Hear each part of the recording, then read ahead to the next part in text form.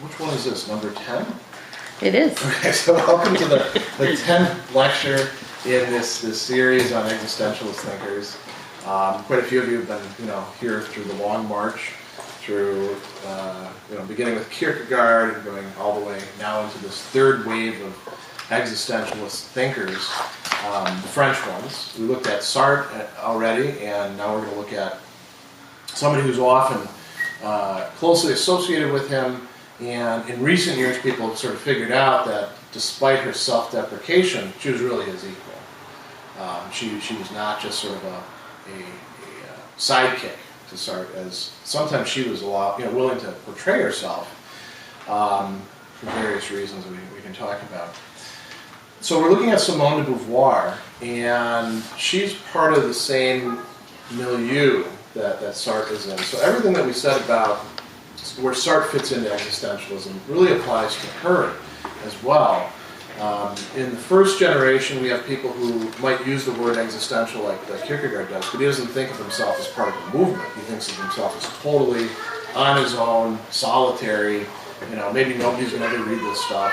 Nietzsche, gives away some of his books to his landlady because he's reading his stuff for a while too. Although by that time people are reading Kierkegaard.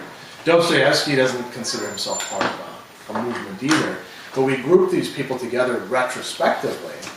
And then, we get the second generation, which would include some people who aren't even philosophers, like Rilke, a poet, a novelist, or Kafka, a short story writer and novelist. But then it also includes people who are self-consciously philosophers, like Lev Shestov or Martin Heidegger. And some of them are actually using the term existentialist to describe what they like and who they're interested in. They're seeing the connections between at least Kierkegaard and Nietzsche. Shestov is seeing the connections between all of them. And then it finally catches on in France. And we talked last time, there was a lot of discussion at the start about why did it catch on in France at the time. And it was kind of in some ways, a German import. Heidegger was pretty important in a lot of these thinkers' views. Husserl was not an existentialist, but he was a phenomenologist that these guys are all studying as well. Some of them went to Germany because they were these foreign exchange programs and studied in Germany. Sartre did that. Why does it, quit being a going concern in Germany and become such a major thing in France? In France, it was tied in with the notion of resistance. So World War II played a big role in this. Heidegger, we talked about him, and we talked about the Nazi issue. He was really sidelined in Nazi Germany, and then totally sidelined after World War II because the French wouldn't let him teach. A little bit of revenge against him for being a Nazi. Karl Jaspers, people weren't paying that close attention. It was really these French guys, de Beauvoir, Sartre, Marcel, and Camus, who were being looked to as the important thinkers. And Beckett, even though he was Irish? Now, Beckett is an interesting case. Yeah, there were these immigrants. The story gets, I'm simplifying here. Right, Ionesco function came. Yeah, so there's these other people that are in the circuit, and then that's really the third generation of existentialists. That's when existentialism makes it big. It's a new, on-the-scene movement. People in it can't agree about what it means, but that's a good sign of a healthy movement that they disagree about it. And then it gets transported to the United States, and then we get people like, say, Norman Mailer, right? Who's calling himself an existentialist. On the road in Kerouac, yeah. They saw themselves as tied with that. Ginsberg. There was black existentialism, people like Richard Wright. So we have all these people in the fourth generation. So de Beauvoir was right there in the center of this third generation. And she, if you look at her life, which we'll do in a bit, she really lives it out. She's kind of a poster child for what an existentialist life would look like, both in its high points and in its low points. There's a lot of, she was scandalous to people at the time, in part because people were easily scandalized at the time. But she's still scandalous today in some of the stuff that she did. Absolutely. You know? Yeah, I mean, we would look at that and we'd be like, I don't know about that. She's going to lecture about ethics. And, Oh, her and Sartre and Olga. well, it goes beyond that. Yeah. So, Oh, yeah, well, sure. so why focus on her in particular? There's all the existentialist stuff, and then she brings something more to the table in that she is viewed as an important feminist thinker, and gets, she's kind of ambivalent at first about that. She refuses to call herself a feminist for a while, and then she realizes that she does need to do it. Her book, The Second Sex, is a classic, but there's stuff in the Ethics of Ambiguity that has a lot to do with feminism, not just other types of revolt against oppression. She's usually talked about as a second wave feminist. There's like a whole big internal discourse in feminism about the different waves and what they comprise, and I'm not like a scholar of that because it gets so confusing once we get past the third wave. But in the first wave of feminism, we're looking at people who are primarily concerned with equality. This is totally unequal. Women couldn't vote. I mean, they couldn't vote in France for quite a while. Long after we had suffrage here. In a lot of cases, couldn't hold property. Were totally disadvantaged in the courts. And so you look at people like Mary Wollstonecraft, first generation person, saying, look, we're totally deprived of any sort of opportunity here. We need to change that. And then the second wave that de Beauvoir is seen as being an early part of, they started looking at institutions and at sort of everyday life. So, what does raising children or being sexed as female as opposed to male, what does that actually mean, and how can these disadvantages be overcome? And they saw that not just as a matter of like changing the laws, but changing culture, changing minds. They said there's something wrong with Western culture in general. Now, she's a great writer. She, I don't know how many of you have read some of her works. So she wrote philosophical works, not too many. The Ethics of Ambiguity, she actually does what Sartre couldn't do, which is provide an ethics for existentialism. Would you call it a revolt against depression? That's an important part of her work, yeah. I wouldn't reduce So it wasn't just a chemical imbalance. No, absolutely not. You can't just take pills. No, she's, oh, you mean her diagnosis? I mean, you could, I suppose, you could narcoticize yourself, but then that's not going to change your situation. That's what we do a lot in psychotherapy today, to give people all sorts of, it's really irresponsible, because a lot of these things, we give them to kids, we have no idea what the long-term effects are going to be, Yeah, they give the kids speed for ADHD. If they're hyperactive, what good is giving them Ritalin or Dexedrine? I don't get it. Well, that counteracts the thing. But the issue isn't about the pharmacological thing.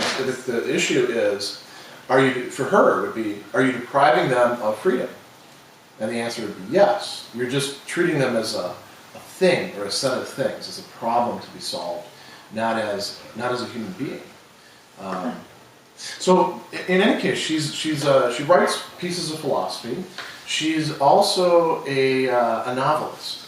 I don't know if any of you have read any of her novels. I hadn't before I started doing the research for this. It was really enjoyable. She's a great novelist. Better than Sartre. She only wrote one play. What, The Invitee? And that's what is three of us together. It's almost like No Exits. It's like they have so much in common. Yeah. We're gonna get to look at some of those a bit. She did write one play, which we're gonna look at as well. I don't know why she didn't write more. And then she wrote a lot of other stuff. She was a memoir writer. She has 4 volumes of memoirs, and I guess she was very good at that. I haven't read those, so I can't comment on them.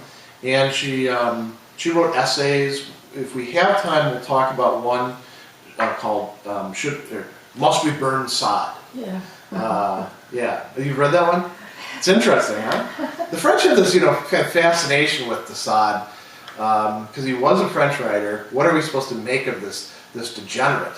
You know? Oh, Marquis de Sade. Yeah. Yeah. And so, you know, she writes about him. Other people did, and there are some lessons that she draws from it. 50 Shades of Grey. It goes beyond that.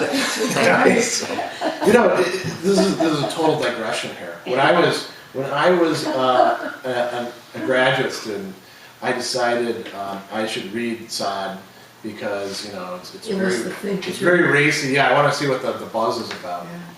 And there's some interesting philosophical discourses, you know, where the characters are like, I'm doing this because of this, right? They talk about why they're doing it.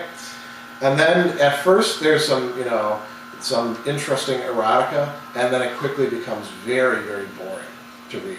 Because all he's doing is like taking, so imagine like, you know, remember those toy army guys that you could buy? So I'm going to line these up this way, now I'm going to line them up this way, and it's just like a description of weird, you know, copulation after copulation, and the effect that it has on most readers is they it's not so much disgust, it's boredom, because he's just turning people into like cogs in a machine. You know, did you read any of that? No, but that's what it sounds like. Yeah. So, you know, what do we read Sade for? It's actually for the other stuff. You know, Wasn't there a German movie like that? where they're just putting people Where together. they all become mechanical people in the world? Oh, Yeah. are you thinking Metropolis? Yeah, that's the one. Yeah. Yeah, Yeah, that's the one. Yeah. that's very well done. Yeah. There, it's not so much in terms of the erotic as in just in terms of production. I mean, you know, to skip ahead, what de Beauvoir thought that Sade, his contribution was, is he really thought out what it was like to live in an absurd world where the institutions don't actually make sense, and yet we're still humans who have to figure out what to do with our freedom. Where he went wrong was to try to turn everything into eroticism and cruelty. It was a response to the human problem, but it was the wrong response, she thinks. She actually says that some of his writing is pretty good. She may have been into that sort of thing. Going back to the 50 Shades of Grey thing. So let's look at her biography. I've got two handouts for you here. One is, typical thing we do with dates and all that. And then I've got some sort of extended quotes from some of her works and some of her interviews where she says interesting things about herself. So you see that we're looking at somebody who's born after the turn of the century. A lot of the thinkers that we've looked at before were actually doing their work around the turn of the century. She has a very strict religious upbringing. She talks about her parents. Her dad was a legal secretary. Her mother was from a fairly wealthy family, very devout Catholic. And she talks about this bifurcation that takes place in her own experience, because her father was very individualistic, had fairly pagan, at least contemporary Catholic at the time, standards about morality. It meant that he liked to have a good time, And his mother was very rigid. Her mother was very rigid and very conventional, and so she's stuck in this bind where you've got, I think a lot of us have experienced it, you've got two different authority figures giving you very different stories about how you ought to be and what it means to be a good girl, what it means to be a good kid. And that opens up a realm of freedom for her. Because when you've got to, if everybody's on the same page, it's very difficult to think otherwise, isn't it? But when you have competing authorities, you may not know which one is right, but you at least have the option to pick this one or pick this one. So she becomes... But then that gives you independence to go off on your own, isn't it? Sometimes, yeah. Or you could pick one or the other. And that's her nature was to be independent, probably, and that's why she became an atheist, rather than be. I don't know. I don't know enough about. I haven't read those memoirs. But I would closely, think so. that's what would, if it was me and I was looking at both of these lines. Yeah. I can't do this, and I can't do that. you know, I mean, I don't think I could deal with that either. I read some of her memoir stuff, and Yeah. at 15 or 16, she started getting pimples on her face. And her father, she was no longer the apple of his eye, Pimples? and she liked the younger daughter better because she was much prettier. And Oh, yeah, she and did, yeah. so that's what she said. Screw my father. You know, she used to be devoted to him, but then she went off her own. She didn't go to her mother. She gave up on her a Yeah. long She time found ago. her own way. Then she went to school or whatever. Yeah. And that's where she met Sartre. And Well, Sartre is the only one that got a higher grade than her when they Well, graduated. we'll get to that. We'll get to that in a moment. Right. We're going to go through this very All right. sequentially. Because some of the parts of the story are important to have in place. One of the things with her family that was really important, and this contributes to the independence thing, because of World War I, their financial situation became bad. And what that meant for a French girl at the time in the bourgeoisie was there was no dowry. No doubt. Yeah. Now this is not a big deal to us because we don't really worry about that sort of stuff these days. But that was part of what would get somebody to marry you. Mm-hmm. And so the choices were have involvements, romantic involvements, but no marriage, and probably have to go off and work and something like that, or stay at home and just be a spinster essentially. That was not for her at all, or get married, and that's not an option. So the situation kind of leads to her things falling into place, right? So that she can in fact pursue this independent Education, more or less. Well, then she goes, she's very smart, so she goes to the Institut Catholique and the Institut Sainte Marie, and she studies there. In France, you have to pass exams to get into college. Not like here, I mean, we have the SAT and the ACT, right? They use those as predictors. But there, you have qualifications to get into things, and she did very well in those. And then she goes to the Sorbonne. And at the Sorbonne, she studies philosophy and literature. She graduates with a thesis on Leibniz, which she writes under one of the guys who nobody reads anymore, but was a really big name at the time, Léon Brunswick, who is sort of a mover and shaker in French philosophical circles at the time. And then you're right, she meets Sartre. She meets Sartre at the École Normale, where she's not actually enrolled. She's just sitting in on classes. And why is she doing that? Because she's going to have to take this exam that you were talking about, the agrégé.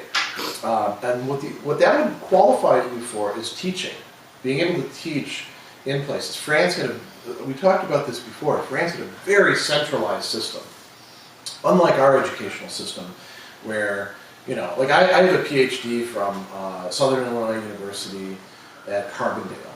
And what we did there in philosophy was actually very rigorous. There's a whole story to be told about that.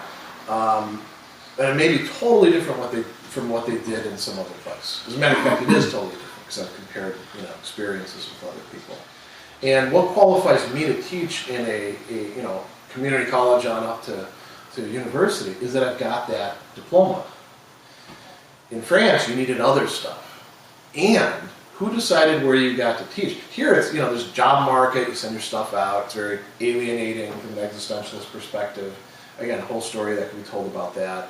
But it's like a free market. In France, there's a centralized office at that time that says, okay, you'll go teach over here.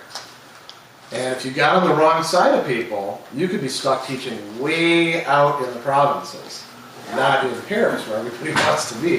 Where, of course, is this located? In Paris. Now, she's a Parisian, so she's kind of, she's already there. And you're right, she takes this exam and she and Sartre are the top people. And there's some hints that she actually did better than him. They gave it to Sartre, and why?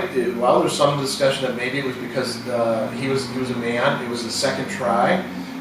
She was the youngest person to ever receive the agrégé in philosophy at that time. So we got somebody who's just stellar talent.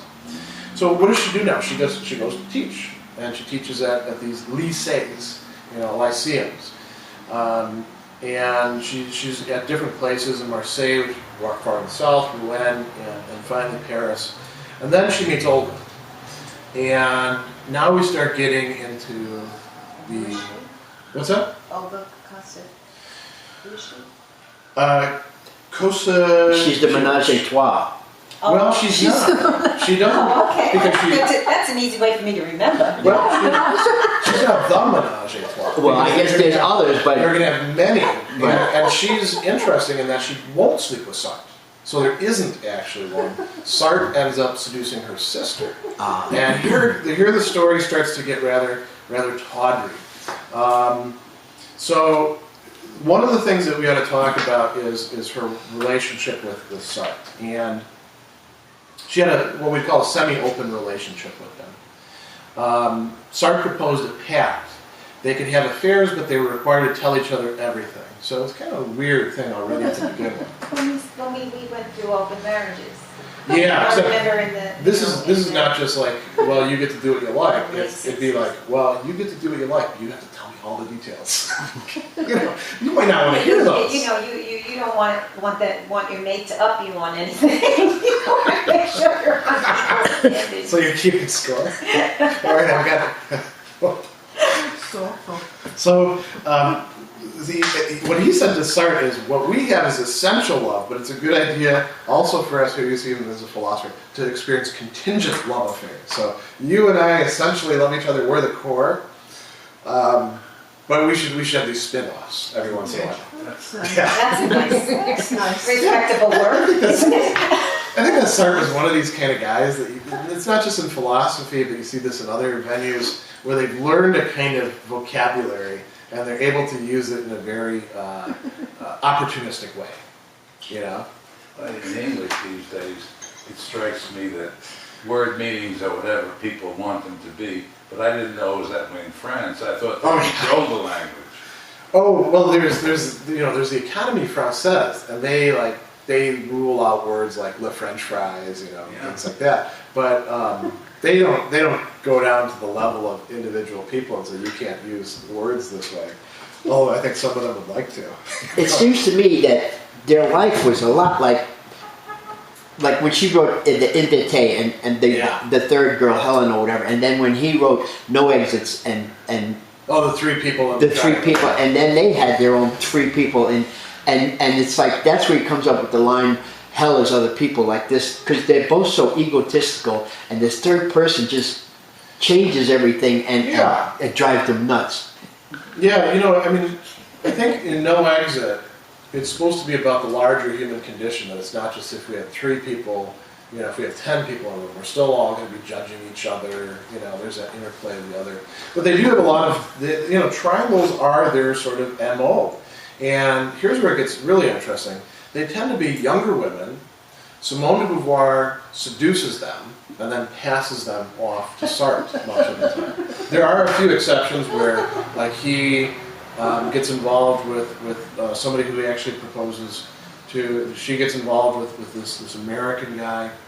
Now, Louis Menand, who's a great historian of ideas, he has something that he says in this New Yorker article that's interesting about this. He says, one theory about what was going on is clearly wrong.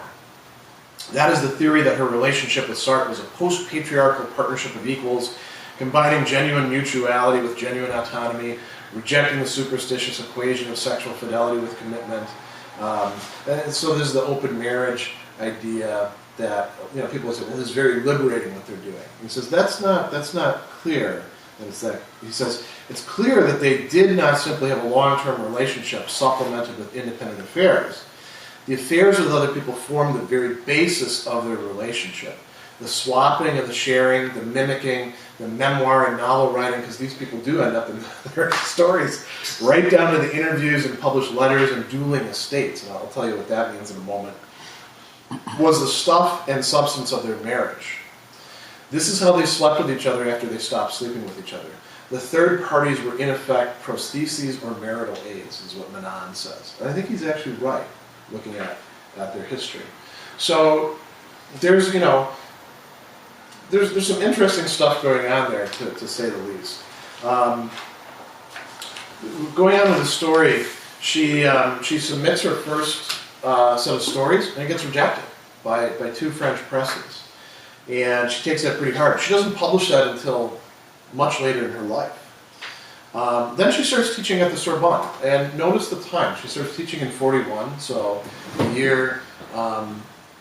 France is invaded. Well, and occupied. And she's right. in occupied Paris, where there's a Nazi flag flying over, all of the monuments, the capitals. And she ends up getting suspended from her teaching position. And there's, some controversy about what, was it fair, was it not? It is clear that she did seduce, what we would call an underage student. But the Nazis used this as a sort of a pretext to get her out of there. And she's not allowed to teach after that. So it's not like she was reinstated after the war. She finds other things to do. She works at a radio station. That's where she actually writes that play. She Came to Stay is, or L'Invité is the piece that gets published in that time. And then she publishes her first attempt at ethics, this Pyrrhus at Camus, which is sort of a reference to a Plutarch dialogue.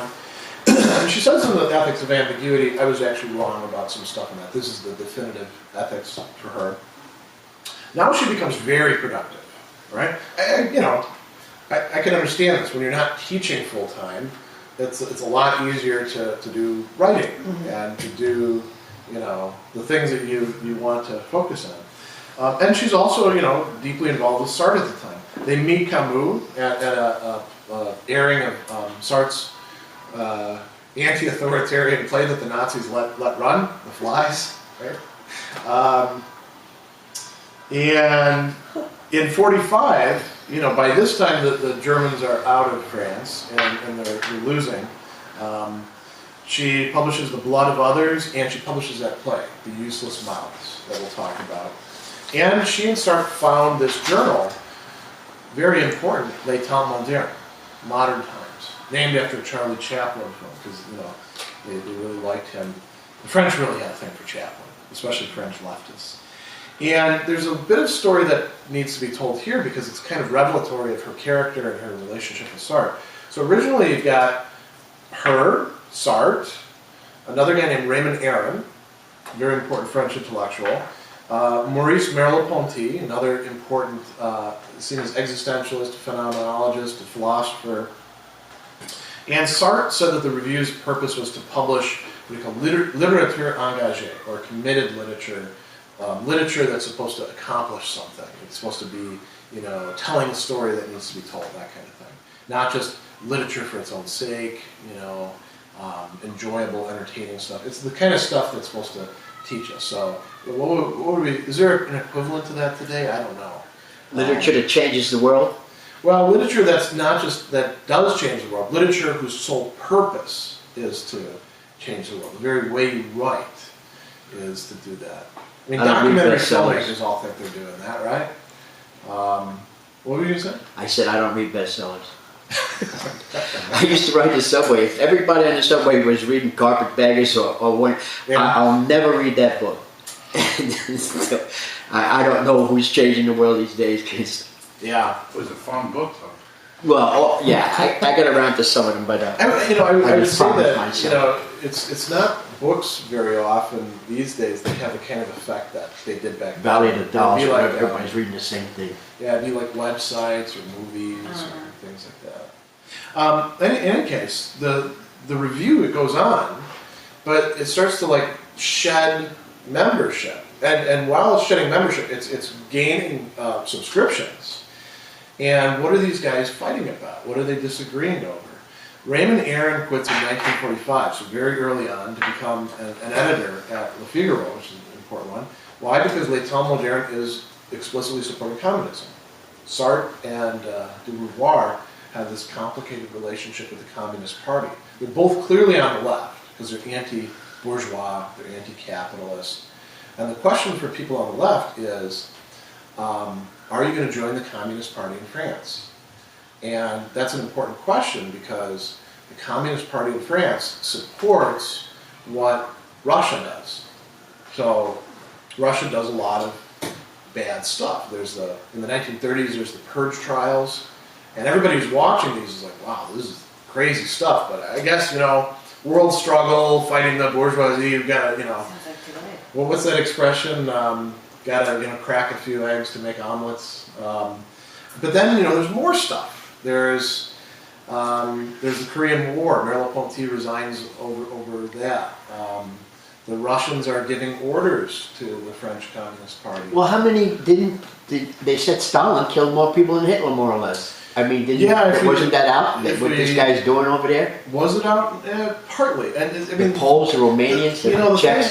The thing is, when it comes to these historical, we can call them atrocities or policies of atrocity, like starving the Ukrainians or putting people in gulags. At the time that these things are happening, and we see this still going on today, and we'll see this going on forever, it's always possible to say, well, I think we're just misinterpreting the situation. We need to wait till all the facts are in. I think that this is the right-wing media saying bad stuff about them. You can't trust them. And then some of it turns out to be true. Like, for example, this is an interesting piece. The New York Times recently published an article. Turns out there were actually weapons of mass destruction in Iraq. We didn't find them right away, and there were less than we thought. And And it was old mustard gas that we gave them anyway. No, it wasn't just that. But the point is, once again, it's easy to write it off. If we're being honest about stuff, we should stare reality straight in the face and not skew it this way or skew it this way. And when it comes to what the Russians were doing, it was easy once you already were a leftist, once you already were in the Communist Party, and everybody else around you was saying the same thing, to say, yeah, well, our side of the story just isn't being told, And the same thing happens with conflicts today, and it happens. We see this not only with national things, we see this in family disputes. Talk about Chaplin. Killing a Joe ran him out of Hollywood. Yeah. There's another example. In any case, the Temps Modernes is kind of a sign of what's going on with them. They're becoming more and more important, these de Beauvoir and Sartre, but they're also losing contacts with the other people that were originally part of the movement. And why? Because of ideological conflicts. There was a split with Camus and Sartre. Yeah, and she always takes Sartre's side. And not because stand by your man or anything like that. She really thinks that when it comes to Sartre and Camus, Sartre was in the right and Camus was wrong. That his view of things was off. She travels around and she goes on trips. She takes a 5-month trip to the United States in '47, and then she does some other traveling around, particularly after Charles de Gaulle comes to power, because that was sort of like how the last two regimes that we've had here in the United States. When Obama got elected, there were a lot of people on the right who were like, "Oh, the country's going to hell. I got to get out of here," and some actually did leave. And the same thing happened when Bush got elected, not only in 2000, but particularly in 2004, especially to New Yorkers, especially in Manhattan. There was a great New York Times article about that, because they're like, I don't know anyone who voted for him, And there was that same sort of, I got to get the hell out of here. Well, she felt that way about de Gaulle. And so she travels to all these countries, and she doesn't just hang out in the hostel and have a good time, look at the museums. She's observing people. She wants to see what's going on in these countries. This is sort of like political research for her. So she writes about Portugal. She writes about the United States. She writes about China. She writes about Cuba. She's got her feet on the ground, so to speak. Later on, you see all these works that she's writing, An Ethics and Ambiguity, The Second Sex, The Mandarins, The Long March, which is about China. She writes something different in '64 when her mother dies. She writes a book called An Easy Death, a Very Easy Death. And she's discussing, she, unlike Sartre, towards the end of her life, is doing a lot of writing about the nature of death and how we should approach it, how we should make sense of it. She joins the Russell Tribunal against the war crimes in Vietnam, along with Sartre. She starts now to become seen as a feminist thinker, and she doesn't declare herself to be a feminist until 1972. Until then, she's rejecting the title, but she's doing feminist things, like writing The Second Sex. And she signs. Do you guys know about this petition? The Manifesto of 343. It's pretty famous in French circles. It's pretty unknown outside of French circles. This is a list of women who declared publicly that they had an abortion. And to do that was to immediately make a legal confession that could get you thrown in prison for murder in France. Because it was illegal to have an abortion at that time in France. So she signs the manifesto of these 343 very famous women. I know some of the other people, like Catherine Deneuve is one of the early signers. She must have been very young when she did it. What is it called, the petition on? The petition of, the manifesto of 343. It's got a lot of derogatory terms for people who don't like it. They call it the Manifesto of 343 Sluts, Manifesto of 343 Whores. It was a bombshell when it came out. But why is she doing this sort of thing? Because she thinks that, struggle, liberation, these are important things to commit oneself to when you have the space to do it. She hadn't even had an abortion. She did. Then. No, she did. Oh, I read that it's still not certain if she'd ever had an abortion. Oh, Quite I a few don't of know. them hadn't. Well, that'd be funny. Yeah. They're saying But they they signed would, it. they're Yeah. signing it saying that I would, and I wanted to. Wow, that would really take some guts. She's living with Sartre still during this time. They're pretty old by the time that you get to the end of this timeline. And Sartre dies, and then she writes a book called Adieu, Farewell to Sartre, in which she makes public a number of other things that hadn't been public at that time about their life together. And it's sort of the funny, at least to me, sort of ironic end to all this is they have estates, they have literary estates. They didn't marry each other. If they'd married each other, she would have been his literary executor. Instead, Sartre has a former lover who he then adopted as a daughter, Arlette Elkheim, and Simone de Beauvoir turns out to have somebody in the same sort of situation, Sylvie Le Bon. And one reason why it's hard to get a perfect story about their lives together is that the two estates can't agree with each other. They compete, they enter into conflict, and it's really, it's a bizarre sort of circumstances. But it illustrates some of the things of her philosophy. We don't control what our acts and our freedom, what their ultimate effect is going to be. We often think we can make plans, and I'm going to commit myself. For example, with the Soviet thing, I'm going to commit myself to this new Soviet Union, and it'll be great because liberation of mankind. The capitalists will get forced back, and then you find out it's a bunch of exploiters who are almost worse than some of the capitalists or fascists in certain ways. You don't control other people's freedom. And the same thing happens with respect to your death and what's left after your death.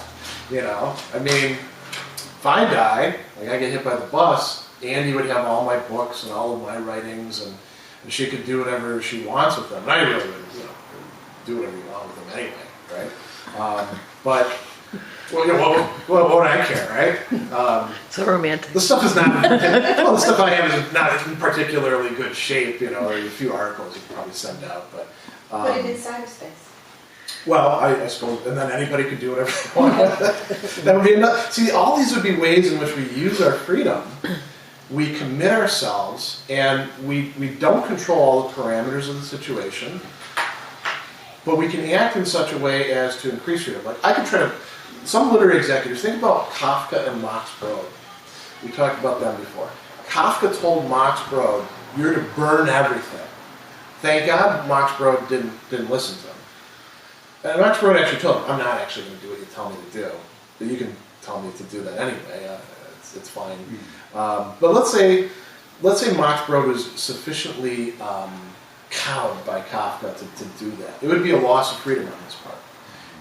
But Kafka really. Or here's the other possibility. Let's say Max Brod read the stuff and he said, this is all garbage. I am going to burn it. Kafka, he tried to have, I want things to happen this way, but he did leave it up to this guy. But if he really, really wanted He could have burned it himself. He could have burned it. He did burn some of his things himself. Yeah, but he didn't do it all right? Yeah. So, he was ambivalent, so that's okay. Yeah. Could we interpret that some of her realization that not every self-determined behavior could be final, that there were outside influences that you couldn't avoid, would that be related to a Catholic upbringing and environment? Because it sounds to me like Catholicism. Not necessarily. I mean, you could be a Stoic and have the same sort of notion. Epictetus says similar things. So it's not, if you're asking the question of did it come genetically in the sense of like, is that its origin? I don't know. I think there were so many influences on her from other venues that it's hard to say that there's any one single influence. But you said she went to a Catholic school. That's her first school. Yeah, but she also read Hegel, and took him seriously. So there's so many different influences all coming together. And by her own philosophy, when you decide for yourself what you're going to make determinative. But some people are just, they can't help it. They're thinking people. Yeah. They She don't definitely just was, say, yeah. this is, and then others want structure. Oh, It's too yeah. hard to figure everything out. So, okay, mom and dad, or mom says, do it this way, and I'm going to follow the whatever religion or whatever. She'll talk about She was that a real quite a thinking bit. person. That's why she Yeah, went to all these yeah. countries, and she wanted to really learn and understand. Yeah. And So let's talk about some of her fictional works very, very quickly, so we can get to some of these other denser things. So She Came to Stay, like you said, is a fictionalized account of Sartre's attempted affair with Olga. Sartre isn't able to seduce Olga, so it's not a completed triangle. He wanted it to be. So you know what he does? He seduces her sister, her younger sister, typical Sartre. But the characters there are sort of, you could say it's an allegory, and in it you've got these two characters, Françoise and Pierre, and they're very clearly stand-ins for Simone de Beauvoir and Sartre. Same thing will happen later on in the Mandarin. There's characters that are those two.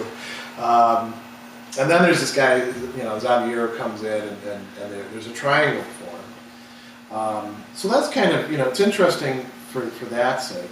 The Blood of Others, which is the next novel that she publishes, that's during World War II. And she's always got, she's got stories where it's her and Sartre, and then she's got characters where she's or stories where she's playing with an existentialist hero. You've got this guy, Jean Blomard, and he's a young guy who's coming from the bourgeoisie, breaks with his family, joins the Communist Party. So far it sounds a lot like the Beauvoir. And he meets this woman, Hélène, this individualist who lives just for the moment, doesn't understand his commitment to his beliefs, and he's forced with a choice now, a fateful choice. Do I choose political activism, or do I choose my private relationships and responsibilities? And it's really a case of having to figure out how am I going to thread the needle in this universe where I can't have being involved in important causes and have a successful love life or a career or these things. Which way am I going to go? And so he realizes that he can find freedom in action, in political action, without love. Right at about the same time, the Useless Mouths, the only play that she put on, it's happening in a 14th century Flemish town, which sounds pretty obscure. They're under siege by the Burgundians, and they're waiting for the King of France to come and save them. And the reason why they're under siege is because they kicked the rulers out. And rulers often don't like, you know, if I'm in charge and you're in charge over in the next country and they kick you out, well, they might be coming for me. So I'll intervene in your affairs. And this happened quite often in history. So they've got this town surrounded, and they're under siege. They've run out of food, and a young man who actually belongs to the town crosses back over the enemy lines with a message that the French king is going to be on his way.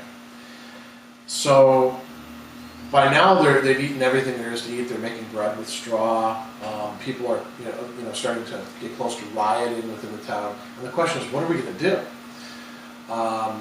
Should we like all run out and attack the Burgundians, even though they're probably going to kill us? Should we keep building this belfry that's like a symbol of our activity? Should we have like one big meal and then that's going to be it for us? Eat each other. Well, she doesn't bring that up at least. That would be interesting, wouldn't it, if she had? And at the same time, these are very human people. They're falling in love with each other. They're doing mean things to each other, and they're talking about that. So the town council decides that they're going to get rid of the useless mouths. And, you guys know what this is a reference to. Right, older people and little kids and stuff. And all the women. Yeah, right. Women. And the idea is that they're going to take a stand. They need to have the fighting men survive so that this symbolic moment of resistance can go on, so that the King of France can come They in. can't eliminate the women, though. How are they going to perpetuate themselves? They'll get new women. They changed their mind in There's actually a line in the play. They changed their mind. Well, there's a line in the play where they do change their mind after this guy intervenes, but there's a line in the play where they say, well, we can get new wives and children. So they're ready to do it. And this guy, Jean-Pierre, he refused to take part in the council before because he was like, I don't want to be responsible for other people suffering and all that. And then when he sees they're going to do this, you're right, he gets one of the guys on the council kicked off, takes his place, cows the other guys into it, and it ends with no resolution. It looks like they're going to go out and fight the Burgundians and probably all die. And this is sort of like, a typical existentialist hero for de Beauvoir, standing up on the side of the oppressed, against uncertainties and a lot of likelihood of losing. I'm going to skip over All Men Are Mortal and talk about the Mandarins, which is actually a really fun to read one. Again, Simone de Beauvoir, Sartre. You got the psychologist Anne Debray and her husband Robert. And there's a third wheel in that, and here we get to one of the other triangles. So the third wheel is a symbol. He's an American for the novelist Nelson Algren. Beauvoir had an affair with Algren, and he actually proposed to her. And he was very, very angry when the novel came out. He gave terrible reviews of it. And then he gave terrible reviews of everything she did after. Why? Because he sees that he's here in the novel. So there's a whole ethical question about, is it okay to put people into literature like that against their will? De Beauvoir seemed to have, the strangest, she's very clear about what you can do to others, what you can't do to others, their freedom. But she seems to have no problem whatsoever when it comes to literary things about, putting everybody's lives on display. Now, one of the things that she says that's really interesting in this Paris Review interview, she's asked, why did you never create an independent and really free female character who illustrates in one way the thesis of the second sex? And she says, I've shown women as they are, as divided human beings, and not as they ought to be. The second sex is about, it's a sort of a diagnosis of how women have been not just exploited, not just marginalized, but what are the mechanics of that? And how does it affect, the kind of people that not only women, but men are at any given point in time. So she's saying there is no, like, perfectly harmonious relationship that we can look to. There is no woman who's got it all together. Everybody's just sort of like picking up the pieces, and that's why I created these people like this in my novel. So the ethics of ambiguity comes before the second sex, but I think I'll just like gloss it very quickly, and I'll say these things about it. So in the ethics of ambiguity, she's resolving some problems that Sartre didn't address satisfactorily about freedom and others. So my freedom, if I'm going to genuinely use it and embrace it, involves having relations with others, and this is where Sartre goes off in a different direction, right? This is why no exit, everything's crap. Because if I'm free and you're free, who knows what you're going to do with your freedom, and you might use it to judge me, and matter of fact, in No Exit, they constantly do judge each other. Your freedom is a threat to my freedom, ultimately, for Sartre. De Beauvoir says that's not necessarily the case. To genuinely act in freedom is to ratify the freedom of the other person. To will oneself free is to will other people free. And Sartre had something like this in some of his works, but he never really made it evident.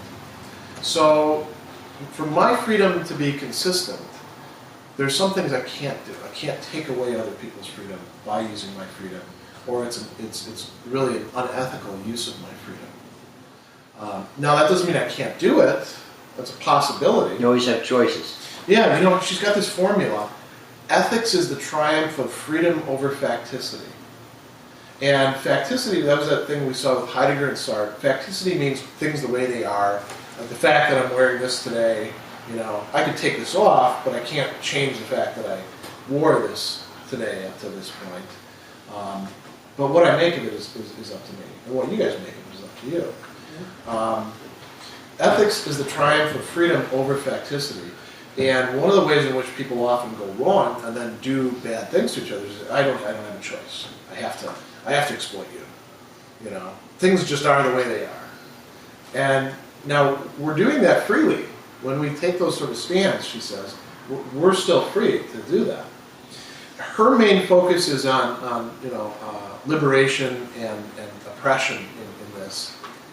And she talks about a lot of modes, racial, class, colonialism, relations between women and men. We could expand it to a lot of other things as well.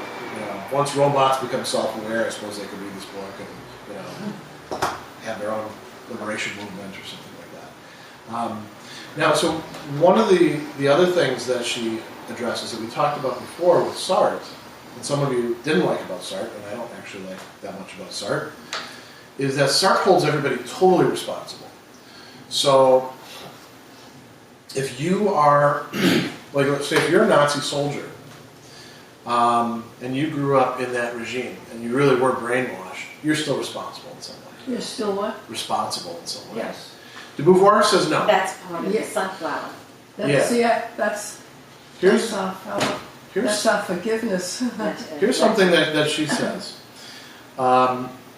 The oppressor would not be so strong if he did not have accomplices among the oppressed themselves. Mystification is one of the forms of oppression. Ignorance is a situation in which man may be enclosed as narrowly as in a prison.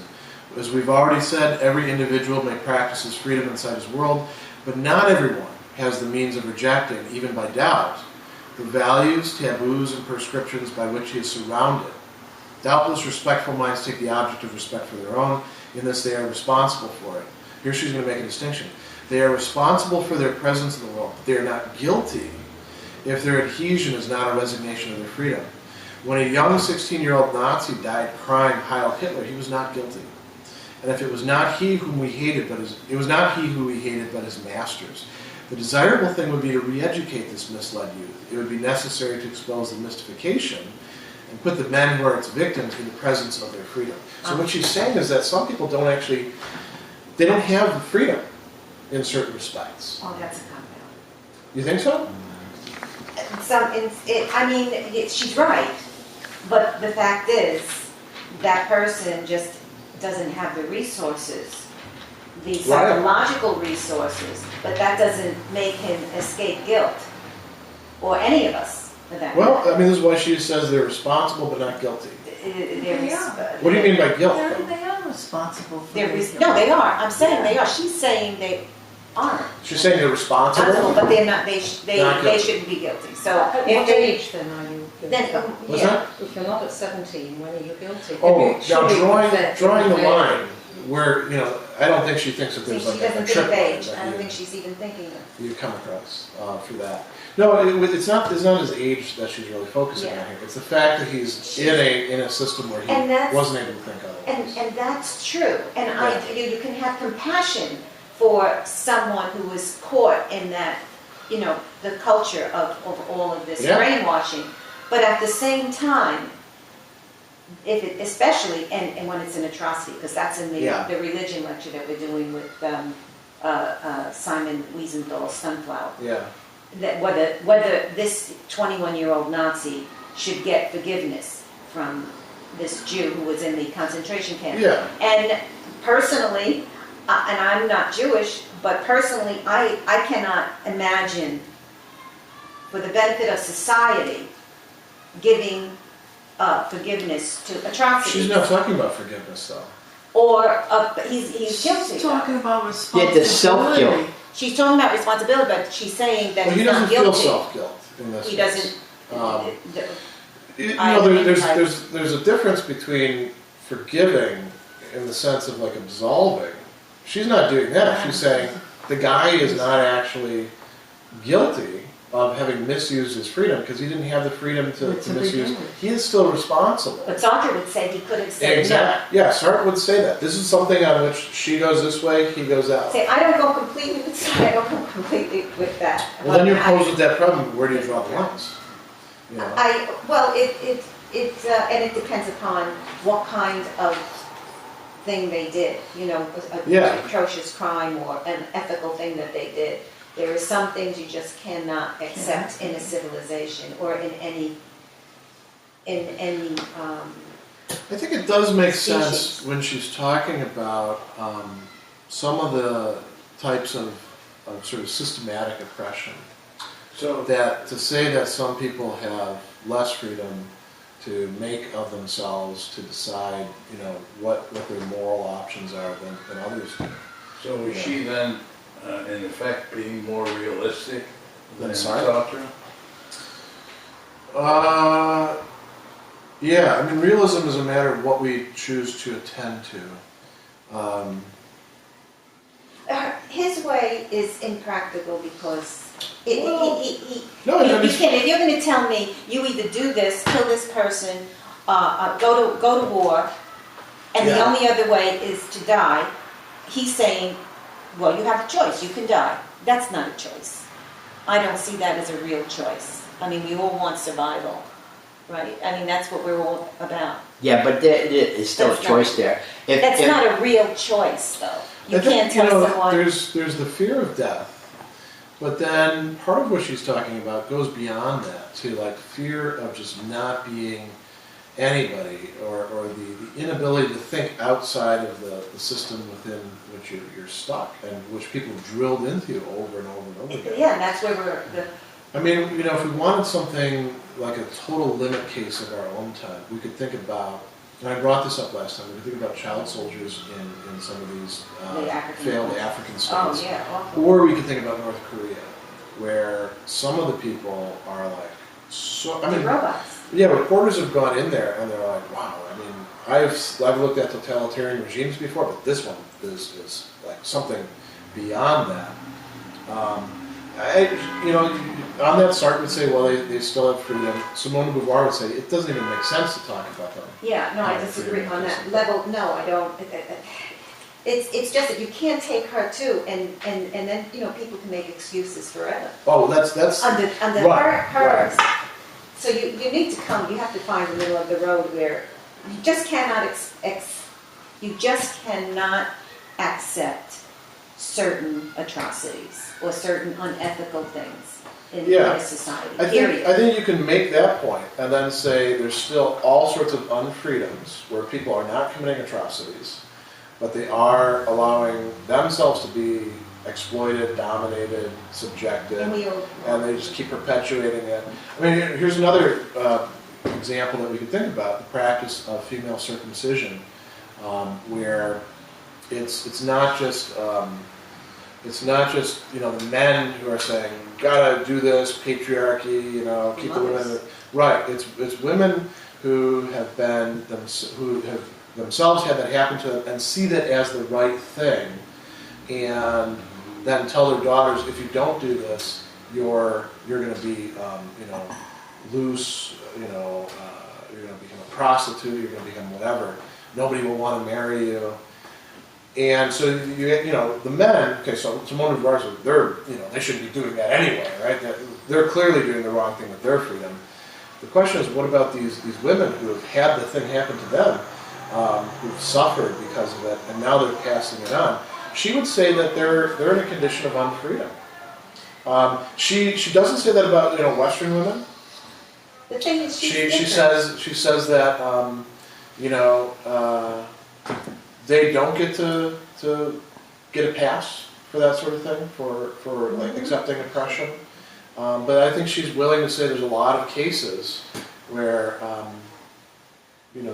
people just don't have that kind of freedom. It's very difficult. Yeah, and I don't know where we can draw a line with it. So each case really has to be looked at, I think. Yeah.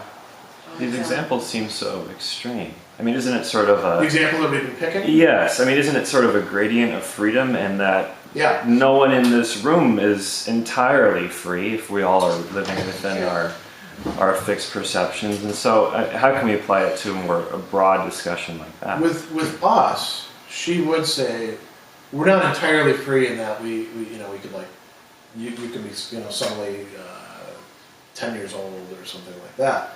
But no, as far as use of our freedom goes, we're at the limit case. We're pretty free in the modern developed. What's the family that ate each other on the Nevada-California border? Oh, the Donners. Yeah, the Donners. Now they got.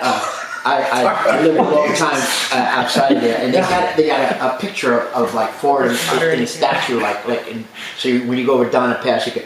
I mean, really? For one thing, wow. I would rather, if I had to draw straws, I'd rather be eaten than eat. I couldn't eat another human being. I don't think I could do it. I don't think I could be driven that far. There comes a point where important is living. That you make Take care. I think We just have really have to be in that interesting. situation.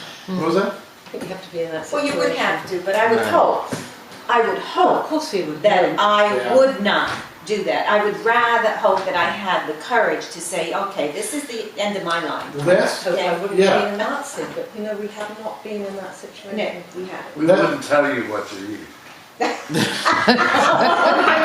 girlfriend, I went to Puerto Rico. I said, what is this? She says, you're going to just eat We it. just call it, we just use the old English term, it's roast joint. oh, jeez. Isn't our penal system here absolutely Oh. shot through with all these?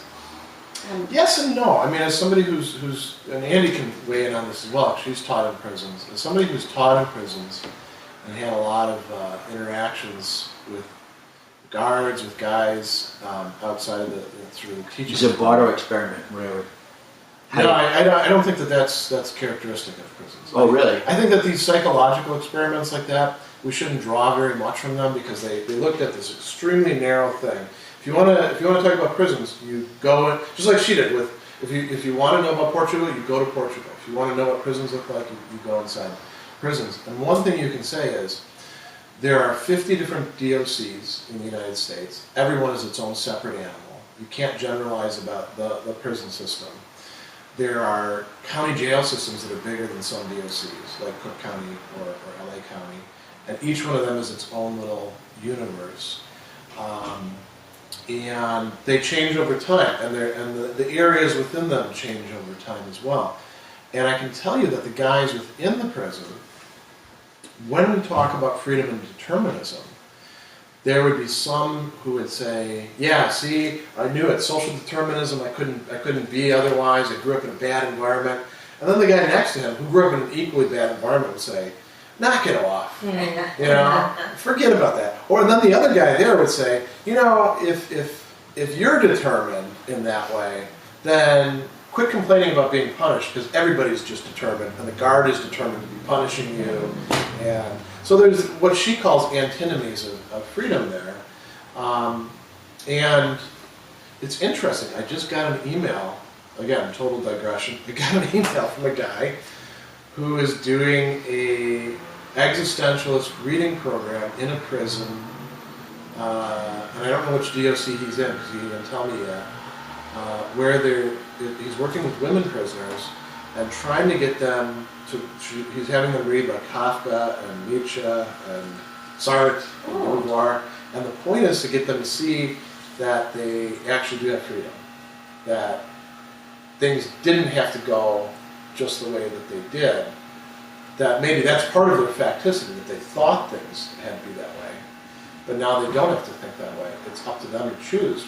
You know, do they want to think about? So where's this line? Life is meaningless, hopeless, and absurd. I mean, that's Camus. That's Camus, yeah. Or that's where Bouvier went away. You know, she says something about absurdity in here too that I actually marked. She says, the notion of ambiguity must not be confused with that of absurdity. To declare that existence is absurd is to deny that it can ever be given a meaning. To say that it is ambiguous is to assert that its meaning is never fixed, that it must be constantly one. Absurdity challenges every ethics, but the finished rationalization of the real will leave no room for ethics. It is because man's condition is ambiguous that he seeks through failure and outrageousness to save his existence. So she's departing from Camus on that. Camus is saying, no, life is absurd. You can still have an ethics, but it's not going to mean anything. You can be this heroic, person standing up against it. We'll look at him next time. But he had a zest to live. He had a zest to live. Yeah. He got his car wrecked. So does she. She liked to enjoy herself, clearly. Yeah, but in a sense, I think what Camus was saying, what I understood when I was looking it up, he's saying, it's life may be meaningless, but that doesn't mean you can't enjoy it. Yeah. That the idea is come to terms with the fact that there is no justice, there is not really love, everything's changing. Don't get all bent out of shape over it. Enjoy life, because he wasn't for people committing suicide, which I'm just the opposite. I would be for that, but I understand his point. Yeah. His point is very valid, and what it is we have all of this, pain, this mental anguish but it wasn't supposed to be that way, And my kid was supposed to be this, and we go on and That's on. That's a great example. My kid it was supposed to be this way, or I was supposed to be this way. Yeah. People do a lot of that. And this is what Camus is saying. Come to terms with this reality, and then just enjoy living. You have to be honest with yourself and know thyself. That's what it really comes down to. And that's another one, but that's with her it seems to be like her paradigm for a meaningful life is political action that's aimed towards liberating those who, like she talks about giving people back their freedom, that we should use our freedom to give other people their freedom. Did she not choose to have children because of some aspect of our philosophy? That's a good question. So, she could have had kind of a semi-bourgeois existence of Sartre. He proposed to her. She laughed in his face and turned him down. Why didn't she have children? Because she saw it, and you can see this very clearly in The Second Sex. This is one of the things she gets faulted for by contemporary feminists. If you're going to be active, working, you have to dissociate yourself from reproduction and nurturing. So, like I said, a lot of contemporary feminists falter. But in her day, I could understand. Yeah, it does But make- in it does her make day, sense, I think yeah. At her time, I think that's the only thing she really. Plus, she grew up going through both wars. I mean, she was born in 1906 Yeah. or something like that. So she saw the First World War, and then she lived right in the midst of the Yeah. Second World War. And who wants to have kids? Who wants to bring anything into this world? It's terrible. You know, she said about the ethics of ambiguity that she could not have written it if she hadn't gone through World War II, because, you know, she grew up, you know, we would say nowadays kind of sheltered. And she, Yeah, bourgeois. you know, she went to the best colleges and she like excelled. So, you know, a lot of people in that little kind of bubble of success, they don't, you know, they have a lot of things handed to them. Another difference between her and Camus, you know, he didn't have anything handed to him. And it was going through the experience of deprivation that nobody could avoid in World War II. That helped to open her eyes to a lot of things. As a matter of fact, there's like in those passages that I had for you, there's one where it's in one of the interviews. She says, this is on the third page. She's being asked about the fact that she said in one of her memoirs something like, "I've been swindled."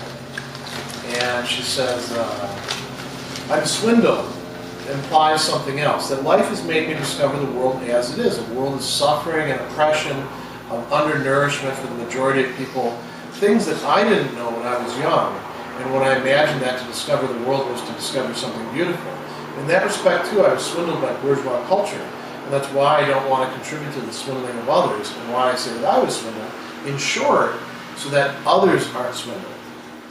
It's really a problem of the social kind. In short, I discovered the unhappiness of the world little by little. And then more and more, and finally, above all, I felt in connection with the Algerian War and when I traveled. So her life is a set of... Everyone make movies about this, right? Like the rich kid who... She had epiphanies. Yeah. And experiences. Yeah. But about other people's suffering. She also imposed a lot of suffering. I mean, she had a thing for seducing very young students and introducing them to the Sartre. But they call that suffering, I make it. A lot of them wrote about it later, and they felt very betrayed. Or when she seduced her young people, wasn't that sort of a substitution for having a child? That's an interesting question. That's interesting. She and Sartre called their entourage our family. So maybe, to go back to your question, maybe that's kind of part of it. Well, to me it sounds as though, even though she clearly wanted to influence other people with her ideas, that she must have felt that the opportunity for individual freedom was less than the imposition of external influences to limit that freedom, because otherwise she might have wanted to have children, because after all, that's the ultimate opportunity to influence another person and provide a particular context within his education. Yeah, there's an expression, I don't remember where it comes from. Having a child is an expression of hope in the world. Yes. You know? Yes. I mean, I guess she kind of thought, and you're right, it is sort of a function of her own time that you either go this way or you go this way. You can't have both. You know, and she was very happy with her kind of life, this writerly life. This is actually a good time to shift to talking about this essay, "Must We Burn Sade?" Because we're getting short on time, and she talks about him as sort of an existentialist. She says, "We must situate Sade within the great family of those who, beyond the banality of daily life, wish her to conquer an immanent truth in this world." And then she says, that's why he turned to crime, because that was the way he could conceive of making a meaningful life. From this perspective, he says, crime appears to him a duty.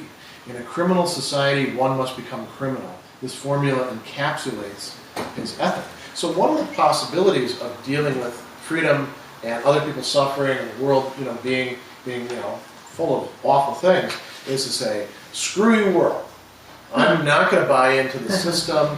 Now she doesn't think that's a very good way to do it, you know.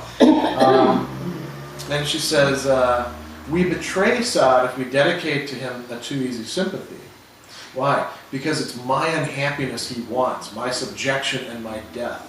And every time we take the side of the child whose throat has been cut by a lecture, we rise against him.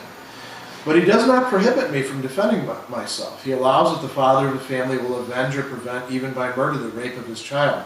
What he demands is that in the struggle which opposes irreconcilable existences, so screwed up social world, each engage himself concretely in the name of his own existence.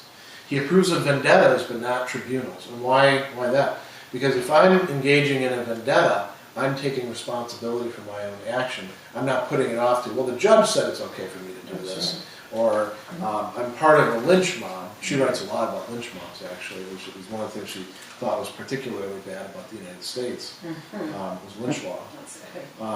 And then, now here's where she says he really was, he went wrong. Sade did not suppose any other path other than individual rebellion could exist. So it's only, if you want to be an existentialist, in a way she's saying Sade is kind of like Nietzsche. The individual, screw the forces of order, unless I can be in charge, He knew of only two alternatives, abstract morality or crime. He was unaware of action. That's a weird thing to say. Because, we think of action as anything you do is an action.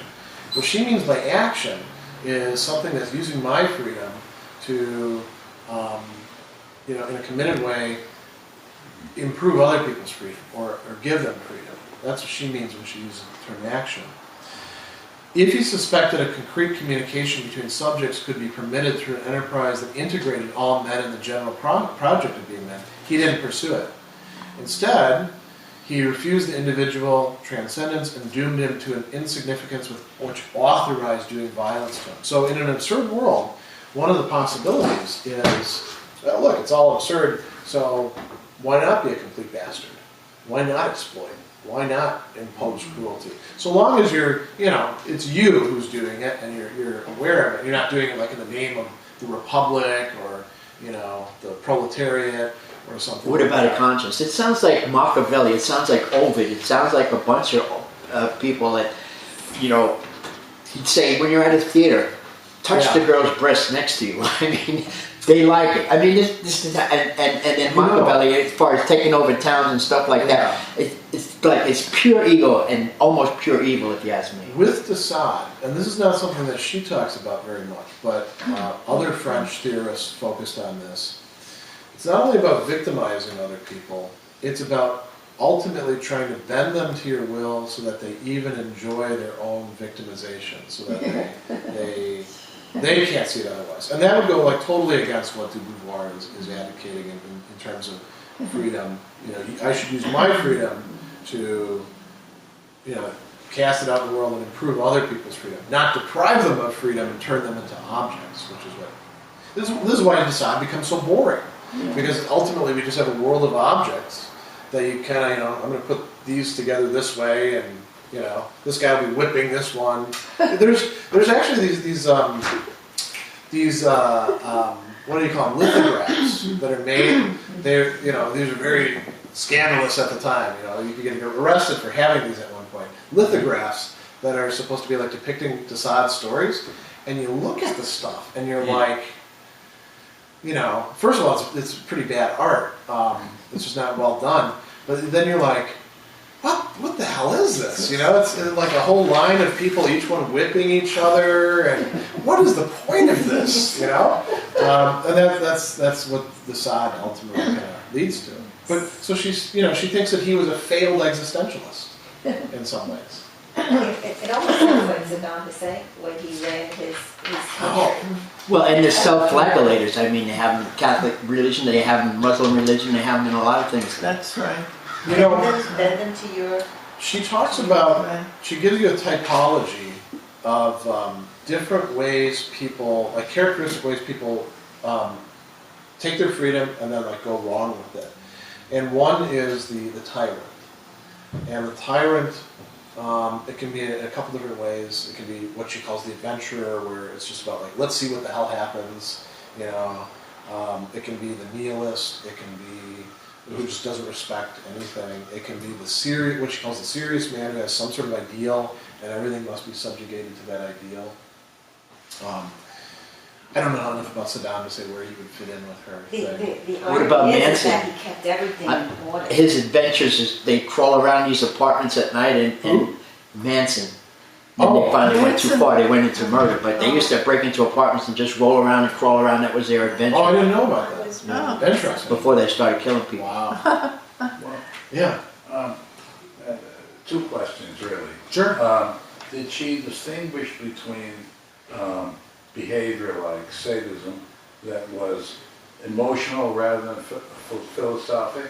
Yeah. And secondly, what was her attitude or belief regarding group action? Oh, okay. So there, she's on the second one. She's different than Sartre too. Sartre, towards the end, later on, he tries to make sense of this in his critique of dialectical materialism. But I don't know that work that well, so I can't comment on it. She thinks that in a lot of cases, group action is it's a way in which we submerge ourselves and don't take responsibility. So the lynch mob is a great example of that in her case. Well, I was thinking more of unions. Right. Well, could there be productive ways of doing this? She says yes. Yeah, like Martin Luther King. But what has to happen in those cases is people have to be using their freedom in such a way as to enhance other people's freedom, and not just in an abstract way. Like, Martin Luther King is a great example. So, with the nonviolent protests, one of the things that he made people do, they had to go to workshops before they were allowed to participate in them. Why did they have to do that? In the workshops, they were subjected to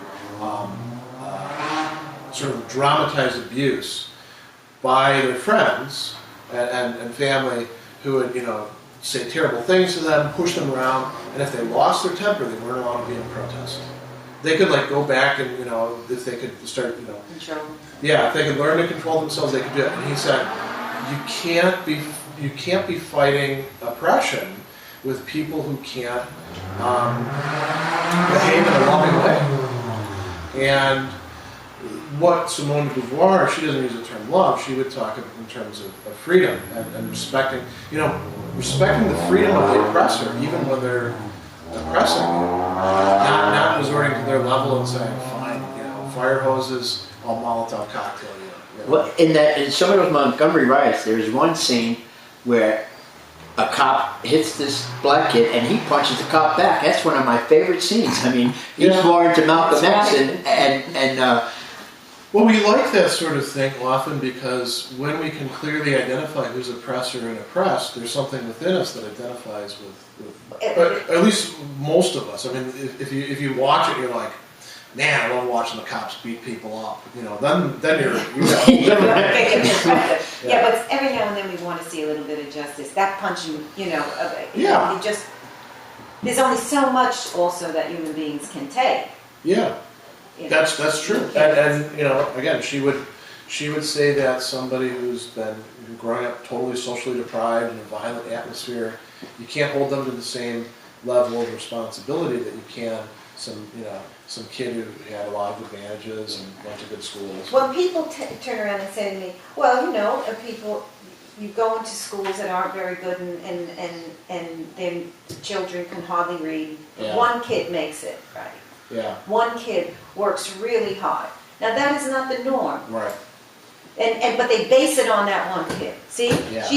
She did it. He could do it. So all 30 of you can do it too. But that's not the norm in the way human beings deal with these situations. Not everyone has that inner struggle and desire to An work interesting, so hard concrete to get example of this that I know I've dealt with and Andy has dealt with is plagiarism.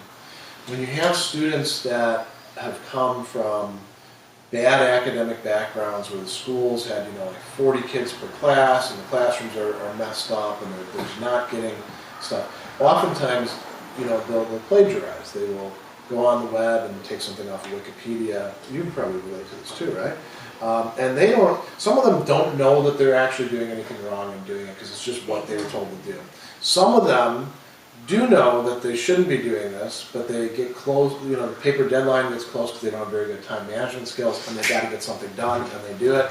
And, you catch it, and if you confront them with it, oftentimes they'll, cop to it. And now, when you get kids who, went to highly competitive college prep schools, and they're plagiarizing when they get in your classes, it's usually not because they have poor time management skills. It's because they want to plagiarize and they want to get by. Yeah. Well, it's not even survivors. They just want to see if they can get away with doing something for less. And now, how do you handle these? If you have one single policy, which some schools want you to have, everyone plagiarizes, goes through this turnitin.com thing, and your score is too high, you flunk, or something like that. That doesn't seem to be a very good policy. I don't think their lives should be destroyed by it, but I do think that they need to compensate for what they did. Well, so what you do is as an instructor, you meet with them and you say, look, and usually you do the sort of, carrot and stick thing. I could turn you over to the dean, and the dean's going to do this, but I want to handle this in-house. You're going to rewrite the paper, or, what do you guys do when you have plagiarism? Officially or unofficially? I mean, I think that's part of the issue, right? Yeah. Is that there's the official position that has this total zero tolerance, the honor code is everything. Yeah. But most people don't want to ruin some kid's experience or student's experience. And to go on their transcript. It would go on the transcript. But when it's not enforced, that's part of the problem. The fact that it creates that culture where you're not going to get nailed for it, and that someone's probably going to be sympathetic, and it makes it that much easier. But there's also other instances where we've seen with some of our international students. Oh yeah. That's actually the best thing that you could do is you're given a problem, you're supposed to go out and find the best research on it. Yeah. So why wouldn't I present you this widely celebrated published paper on this topic? Because that's my job, is to bring you the best work. Yeah. And maybe I'm not the person who writes it. And then you've got the kid who says, "Oh, but I changed the font," or I'm like, not quite the same thing. Some of them try to beat it by taking stuff almost word for word and then changing a few words, and then the words that they change don't actually match. And that's how you can. Well, I had a student who took something that I had written. Oh, that's right. At one point, and put it in the paper in a race, class, and gender course, and. I was kind of like, where did you find this? Well, sometimes it's out there. I remember that if I could more or less put in some of what the lecturer had said, my grade went up because I'm agreeing with him and he's got the answer that he wants. Well, that's not plagiarism. That's politicking. It's sort of. If you quote, and I agree with Professor so-and-so, I have students that'll do that in their papers because I supply them with a lot of, presses and summaries. Yeah. And I tell them, I don't want you, for the paper on Plato, I don't want to hear what I think about it because, You know what you think about it. I know what I gave you, and besides, I'm not a big Plato scholar, If you want to quote some other scholar, go out to the library and get somebody who we read, But isn't the main philosophical question attribution? I mean, for plagiarism? Yes. If someone else's writing is inserted and that is listed in terms of its origin, then it becomes okay. Exactly. And the paper is a little thicker, and a lot of teachers will prefer it because it's more thorough. Yeah, you're entirely right. And sometimes they don't actually know that they need to document. So going back to this thing, if they came from a really bad school where they don't have any practice in this whatsoever, sometimes you have to teach them how to do it in class. Well, that's the teacher's responsibility to say this. You have to give a bibliography. You have to attribute what you said. Yeah. The school could have something where if let's say a student does it once. Yeah. And that, there might be a notation, this has been handled and it shouldn't be in his, what do you call it? But then if it comes up again, now the kid is really, he's pressed his luck. There's not a lot of tracking of this over, class stuff. It's part of the problem. Because it does get handled informally a lot. I think another problem with plagiarism that I've heard in universities is that There are sort of professional plagiarizers who just Yes. semester after semester. But they then go to the dean and turn in the professor. And pressure is then put on the professor to water things down because the father is a donor of the college or something like that. This I've heard over and over again. Pressure is I mean, to bring this back to de Beauvoir and these notions of freedom, every venue of life we're posed with these kinds of dilemmas. Yes. That's what's kind of cool about existentialism is you don't have to go far. I mean, like Plato, where are we going to find Platonic forms? And there's a lot of cool stuff in Plato, but it is a little otherworldly. With existentialism, it's our concrete daily human experience, how we're relating to each other in institutions, our life plans, all that sort of stuff.